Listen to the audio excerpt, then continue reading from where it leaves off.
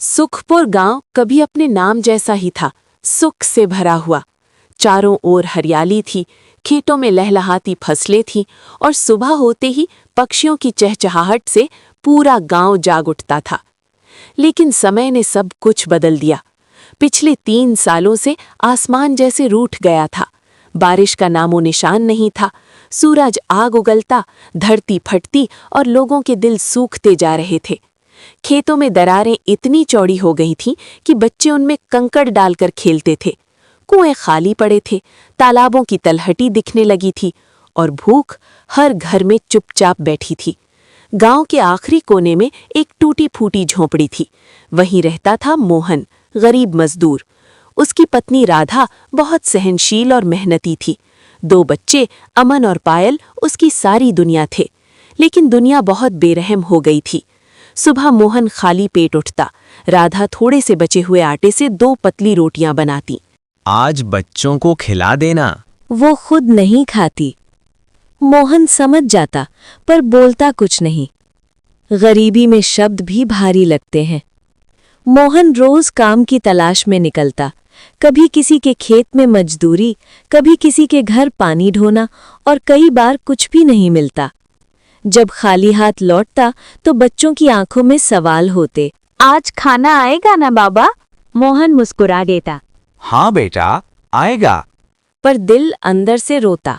गांव में एक ही आदमी था जिसे सूखा छू भी नहीं रहा था, सेठ भवानीलाल। उसके खेत बड़े थे, हरे थे। उसके पास गहरा ट्यूबवेल था। जहां पूरा गांव सूख रहा था, वहां उसका पानी बह रहा था। लेकिन वो किसी को एक घड़ा पानी भी नहीं देता। जो गरीब पास जाता वो चिल्ला देता, भागो यहां से, ये मेरी दौलत है। लोग सिर झुकाकर लौट आते। एक दिन राधा बेहोश हो पड़ी। 3 दिन से उसने कुछ नहीं खाया था। मोहन घबरा गया। वो उसे उठाकर वैद्य के पास ले गया। वैद्य ने दुख से सिर हिलाया। भूख से शरीर टूट रहा है, इसे खाने को चाहिए।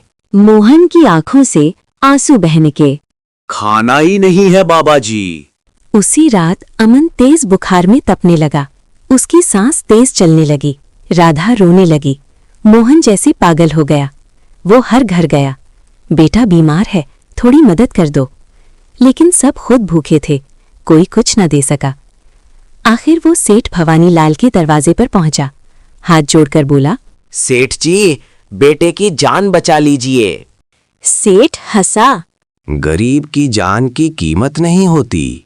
और दरवाजा बंद कर लिया। मोहन उदास हो गया। उस दिन वो मंदिर गया, मिट्टी पर सिर रखकर रोने लगा। हे भगवान, अगर तू है तो अब मदद कर। इतना बोलकर मोहन गांव आ गया। आसमान में अचानक बादल आ गए। तेज हवा चली।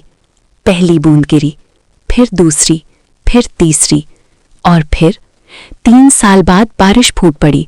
लोग चिल्लाने लगे, बरसात आ गई। धरती प्यासे बच्चे की तरह पानी पीने लगी। मोहन भीगता रहा, रोता रहा, हंसता रहा। ये गरीब की बारिश है। बारिश की धाराएं ऐसे गिर रही थीं जैसे 3 साल का गुस्सा आसमान आज उतार देना चाहता हो। सुखपुर गांव की सूखी जमीन पहली बार भीग रही थी। मिट्टी से एक अलग ही खुशबू उठ रही थी, जीवन की खुशबू।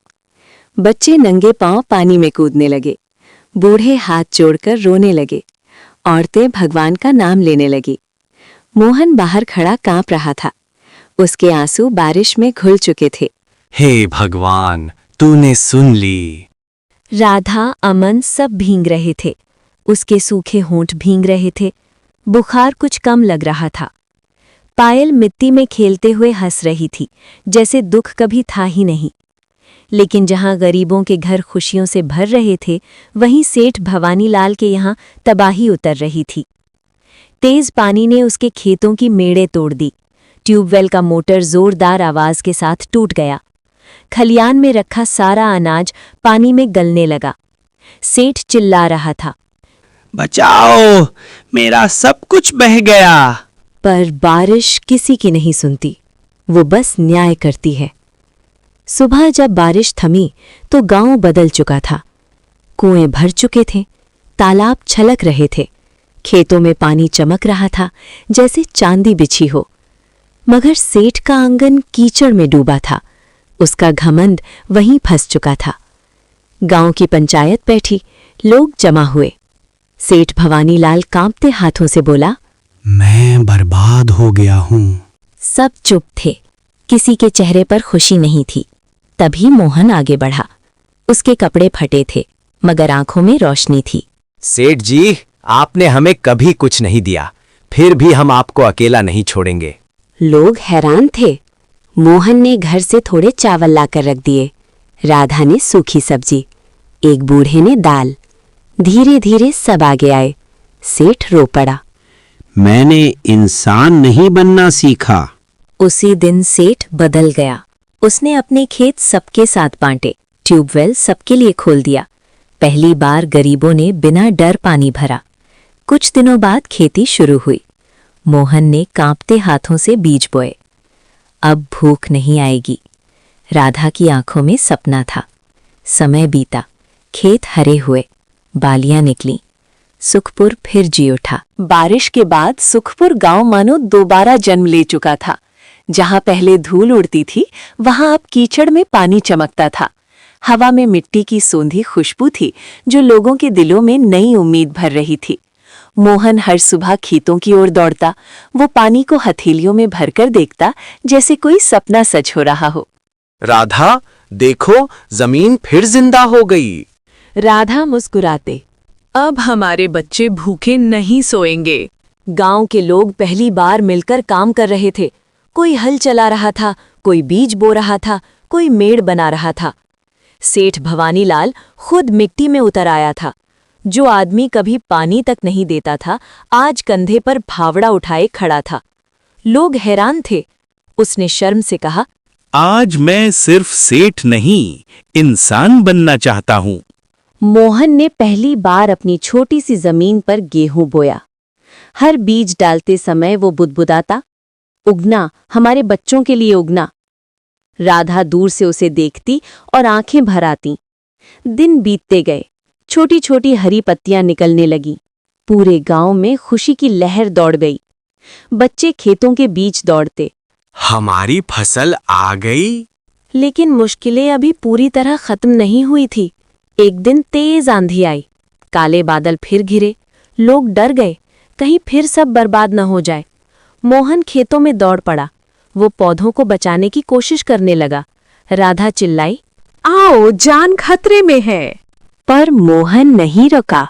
अगर फसल बची तो जिंदगी बचेगी। बारिश तेज थी, मगर इस बार विनाश नहीं लाई। धरती ने उसे सह लिया। फसल बच गई। कुछ महीनों में खेत सोने जैसे हो गए। बालियां हवा में झूमने लगी। सुखपुर में फिर रौनक लौट आई। लोगों के चेहरों पर मुस्कान थी। कटाई का दिन आया। हर तरफ खुशी थी। ढोल बजे। मोहन की आंखों में आंसू थे। आज भूख हार गई। सेठ भवानीलाल ने सबको अनाज बांटा। आज सब बराबर हैं। अमन अब स्कूल जाने लगा। पायल के हाथों में किताबें थीं। राधा ने पहली बार नए कपड़े पहने। एक शाम हल्की बारिश फिर हुई। मोहन ने आसमान देखा। ये बारिश हमारी किस्मत बन गई। राधा बोली, गरीब की दुआ कभी खाली नहीं जाती। समय किसी के लिए नहीं रुकता, लेकिन सुखपुर के लिए जैसे वो मुस्कुराने लगा था। बारिश के बाद आई हरियाली ने गांव को नई पहचान दी। अब लोग सूखे से डरते नहीं थे, बल्कि मेहनत पर भरोसा करने लगे थे। मोहन हर सुबह खेतों में जाता, पौधों से बातें करता। तुम ही मेरी दौलत हो। राधा अब गांव की दूसरी औरतों के साथ बीज संभालती, अनाज सुखाती और बच्चों को पढ़ने भेजती। अमन पढ़ाई में तेज निकला। मिट्टी में खेलने वाला बच्चा अब किताबों में सपने ढूंढने लगा। पायल और अमन एक साथ पढ़ाई करते। घर में हंसी लौट आई थी। सेठ भवानीलाल पूरी तरह बदल चुका था। वो अब किसी को गरीब नहीं कहता, वो सबको नाम से बुलाता। मोहन भाई, आज पानी ठीक पहुंचाना।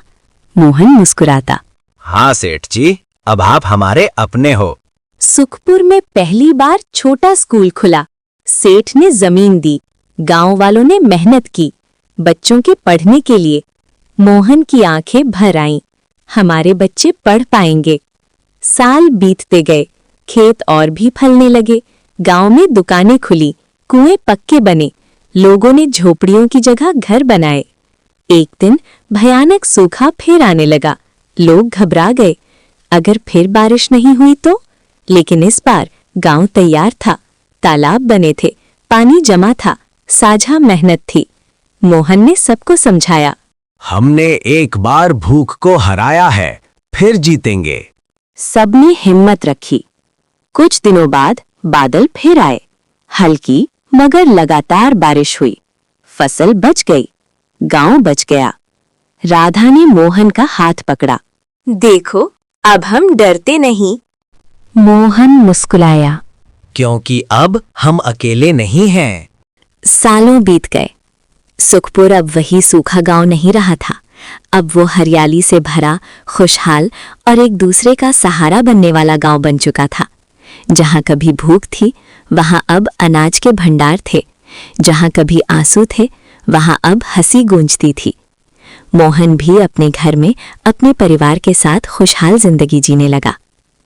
अंतिम सीख, गरीबी इंसान को तोड़ सकती है, लेकिन उसकी उम्मीद नहीं तोड़ सकती। और जब उम्मीद आसमान तक पहुंचती है, तो भगवान सबकी पुकार सुन लेता है। बस हमें हार नहीं माननी चाहिए।